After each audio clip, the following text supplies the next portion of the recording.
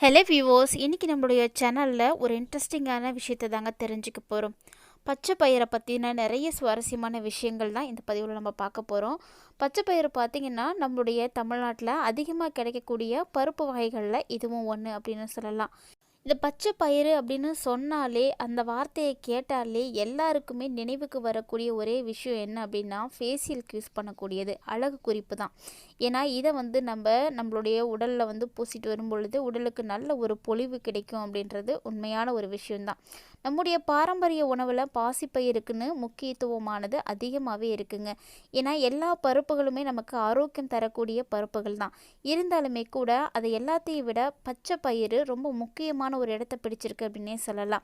இந்த பச்சை பயிரை பற்றின நிறைய விஷயங்கள், அதாவது நமக்கு ஏற்படக்கூடிய நன்மைகள் என்ன, இந்த பச்சை பயிரை அளவுக்கு அதிகமாக எடுத்துக்கிறதுனால தீமைகள் ஏற்படுமா அப்படின்றத பற்றின ஒரு கூடுதலான தகவல்களோட தான் இந்த பதிவானது இருக்க போகுது.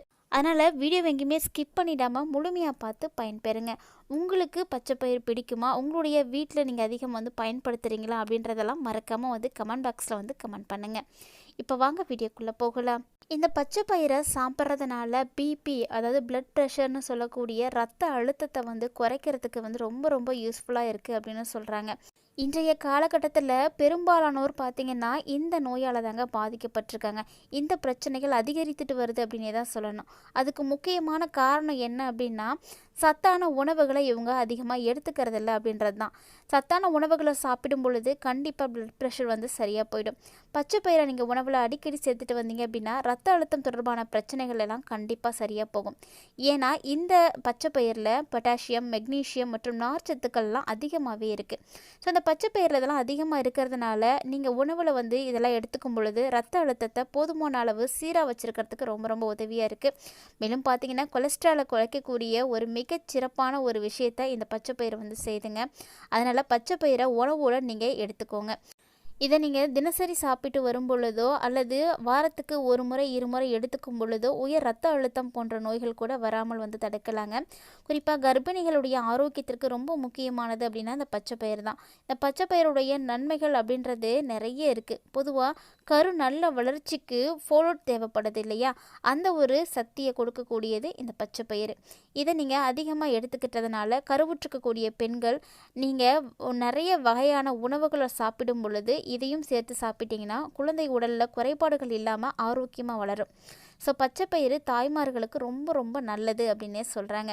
மேலும் இந்த பச்சை பயிறு பார்த்திங்கன்னா தோல் புற்றுநோயிலேருந்து நம்மளை பாதுகாக்குதுங்க. அதை பற்றி உங்களுக்கு யாருக்காவது தெரியுமா? இப்போ வாங்க தெரிஞ்சுக்கலாம். ஆமாங்க, தினமுமே உடற்பயிற்சி செய்யக்கூடியவங்க பச்சை பயிறு வகைகளை உணவில் சேர்த்துட்டு வரதுனால தோல் புற்றுநோய் வராமல் தடுக்க முடியும்.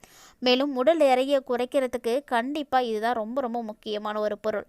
என்னதான் ஆங்கில மருந்துகளை நீங்கள் சாப்பிட்டாலுமே கூட உடல் எடை குறைய என்ன செய்கிறது அப்படின்னு தெரியாமல் நிறைய பேர் இன்னுமே திணறிட்டு இருக்காங்க. ஸோ அப்படிப்பட்ட நண்பர்கள் உங்களுக்கு யாரும் இருக்காங்க அப்படின்னா மறக்காமல் இந்த வீடியோ பதிவு அவங்களோட ஷேர் பண்ணிக்கோங்க.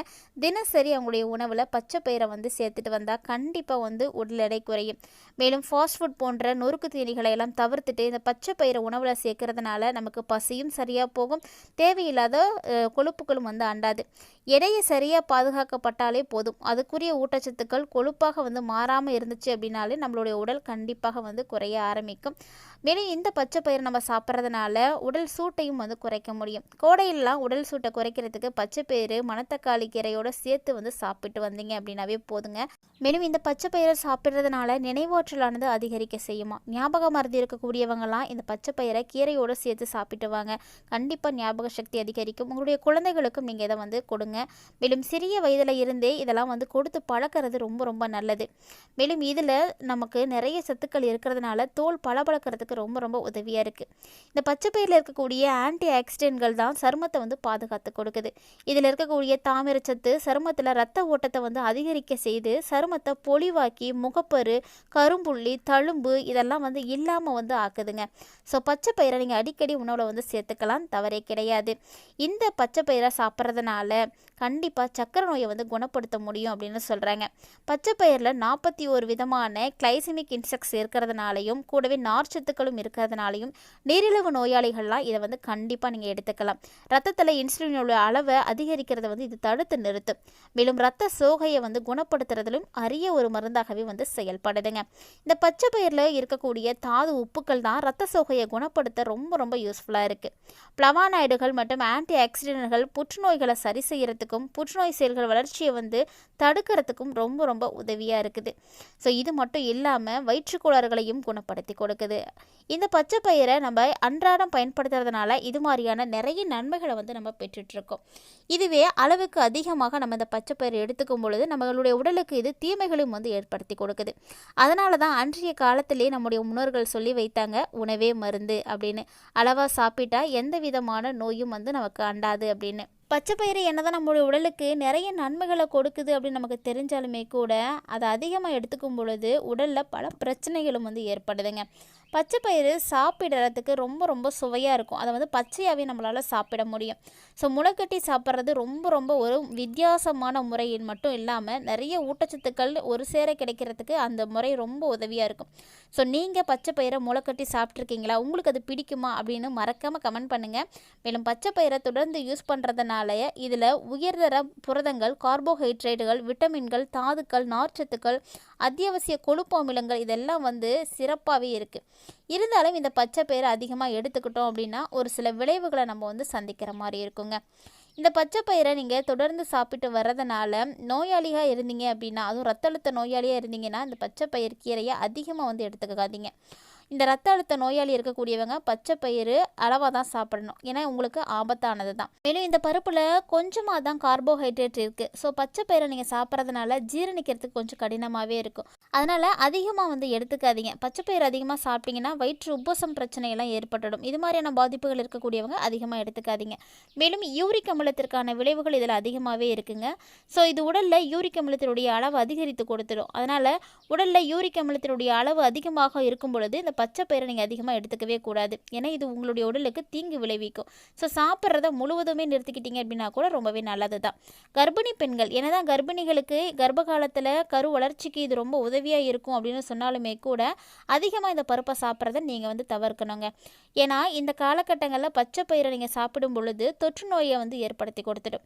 அதாவது முளைக்கட்டிய பயிரை சாப்பிட்றதுனால ஃபுட் பாய்சன் ஆகிறதுக்கான வாய்ப்புகள் கூட இருக்குது. ஸோ அதனால் கேர்ஃபுல்லாக சாப்பிடுங்க. ஏன்னா முளைக்கட்டிய அந்த பயிரை நம்ம பச்சையாக சாப்பிட்றதுனால அதில் தீங்கு விளைவிக்கக்கூடிய பாக்டீரியாக்கள் கூட இருக்கலாம். ஸோ அதை நம்ம உணவு வழியாக நம்மளுடைய உடலுக்கு வந்து பரவறதுக்கான வாய்ப்புகள் இருக்குது. அதனால் கவனமாக இருக்கணும். மேலும் இந்த காலகட்டங்களில் விதை ஈரமான நிலையிலேயே முளைக்கிறதுனால பாக்டீரியாக்கள் கிருமிகளின் இனப்பெருக்கம் செய்வதற்கான வாய்ப்புகள்லாம் அதிகமாக இருக்குது. ஸோ பச்சை பயிரை முளைச்சதுக்கப்புறம் அப்படியே சாப்பிடாம வேக வச்சு சாப்பிட்றது உங்களுக்கு கொஞ்சம் நல்லதாக இருக்கும். இன்றைய காலகட்டங்களில் இந்த பச்சை பயிரை பல வடிவங்களில் குழந்தைகளுக்கு வந்து கொடுக்குறாங்க. ஸோ உங்களுடைய குழந்தைகளுக்கு நீங்கள் கொடுக்குறீங்களா அப்படின்னு மறக்காமல் வந்து சிந்தியுங்க. ஸோ நல்லதை வந்து கொடுங்க, நலமோடு வாழ்க. இந்த பதிவில் கண்டிப்பாக பச்சை பயிரை பற்றின நிறைய விஷயங்கள் நீங்கள் தெரிஞ்சிட்ருப்பீங்கன்னு நினைக்கிறேன். ஸோ இதில் இருக்கக்கூடிய சத்துக்கள் பார்த்திங்கன்னா அவ்வளவு ஏராளமானதுங்க.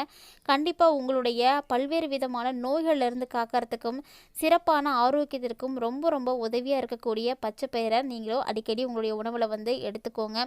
இந்த பச்சை பயிரை நீங்கள் அடிக்கடி சாப்பிட்டு வரும் பொழுது கண்டிப்பாக நிறைய விஷயங்கள் நல்லபடியாக நடக்கும். ஏன்னா விட்டமின், புரதம் அப்படின்னு நிறைய விஷயம் இருக்குது இதில். ஸோ கண்டிப்பாக நீங்களும் வந்து ட்ரை பண்ணுங்கள். உங்களுடைய வீட்டில் யாரெல்லாம் இதை அதிகமாக விரும்பி சாப்பிடுவாங்க அப்படின்றத மறக்காமல் கமெண்ட் பண்ணுங்கள். இந்த வீடியோ உங்களுக்கு பிடிச்சிருந்தால் லைக் பண்ணுங்கள், ஷேர் பண்ணுங்கள், மறக்காமல் கமெண்ட் பண்ணுங்கள். மேலும் இது போல் பல இன்ட்ரெஸ்டிங்கான தகவல்களானது நம்மளுடைய சேனலில் தினந்தோறுமே நம்ம அப்டேட் பண்ணிட்டு தாங்க இருக்கோம். ஸோ இது வரைக்கும் நீங்கள் பார்க்கலன்னா மறக்காமல் சேனலை சப்ஸ்கிரைப் பண்ணி ஃபாலோ பண்ணிக்கோங்க.